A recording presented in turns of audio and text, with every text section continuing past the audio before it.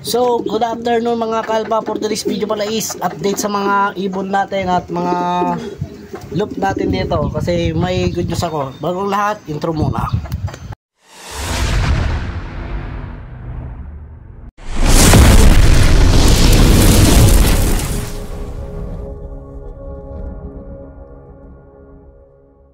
So, yun nga no, mga kalpa. So, ito yung mga ibon natin. So, ito pala guys. Si B1 is nakakurot noon nung polling 100 at polling 50.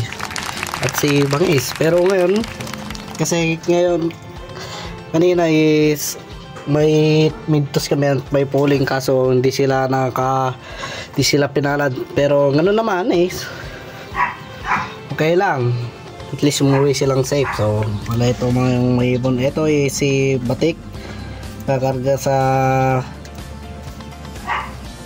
Torday at medyo malayo-layo na din yung pupuntahan niya. So ito si Sabi to. Ayan. So update pala, may dinagdag tayo sa loop. Wala ito yung dinagdag ko mga kalpa. Ayan, nakikita nyo is breeder na dito, breederan ito. Bale breeder na yan, breederan dito yung mga breeder natin. Yan, tapos yan. Pero to YB to, pero nagkakawan ay one eye cold, kaya gagamutin natin. Hindi ko alam kung saan niya nakuha yan. Binukod ko na agad para hindi na siya magkalat ng mga virus. Tapos guys, ito yung maganda guys, may plano na akong loop dito mismo para mas mataas. Kung nakikita nyo yung mga poste na yan is parang poste na din yung gagawin nating loop. Bale ganyan siya, dyan tataas. Mas mataas pa yung bubong ng bahay namin kaysa yung loop yung gagawin natin soon. Pero ngayon is wala pa tayong budget, kaya kailangan natin magtrabaho ng mabuti at magsipag yon.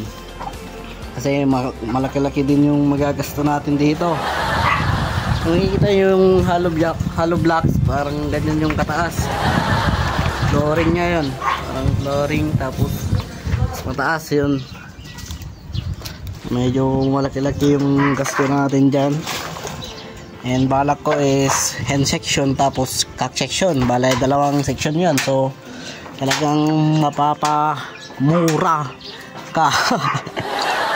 Tapos dito Mr. Anon is may anak na ulit. Balay yan oh. Focus ka boy. Yan. Yan, Miss Sungit. Yan siya na, kung hindi ko pa sila transfer sa breederan kasi ayaw nila noon limliman yung mga itlog nila. So pagkatapos noon, lalagay ko na lang dito sa cage. So sa mga nagtatanong kung saan ko nabili tong cage na to is sa Shopee lang guys. Mas mura doon is 350 yata isa. Kaya yan, pinag-ipunan ko at nakabili ako ng 3. So lalagyan pa natin ng isa dito para mas marami, no? Palay 4 na yun. Ayan.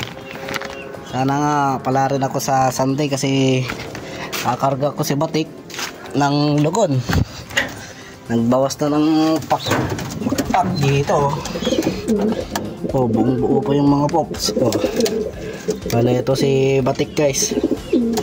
Ito yung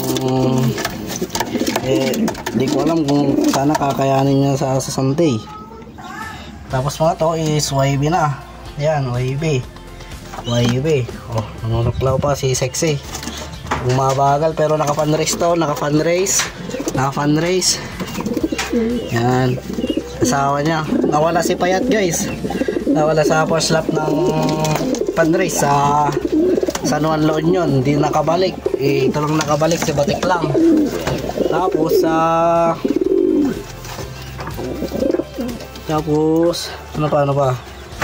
So ito, kung nagtatanong kung anong gagawin ko dito is pwede kung gawing breeder, breederan or stock loop na lang kung mabubuo yung pinaplano kong loop dito, no? Suggest nyo guys kung ganda ba dito guys, oh. Bale yan yung isang poste nya, yung tubo, tapos paganto dyan poste guys. So, imagine nyo na lang guys, poste dyan, tapos yung harap is paganto naman sa south yung harap nya. So bali hanggang dito 2 meters kasi yung kanya ko 2 meters para sa isang metro sila ng kulangan ng section yun.